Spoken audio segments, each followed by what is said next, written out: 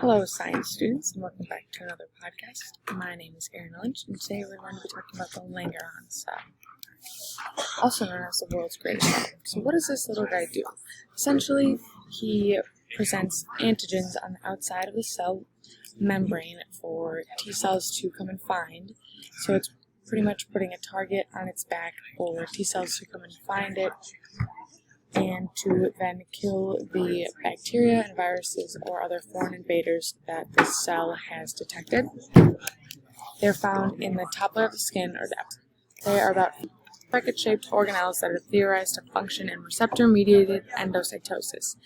This means that they are absorbing hormones, proteins, and sometimes even viruses, which are essentially controlling what comes in and out of the cell through the cell membrane.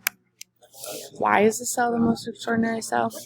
It presents the antigens to the T cells to alert them of the foreign invaders that have been detected, and the signal that is sent to the immune cells or the T cells, they come and prevent the dangerous bacteria and viruses from entering the body or affecting what they have already gotten into.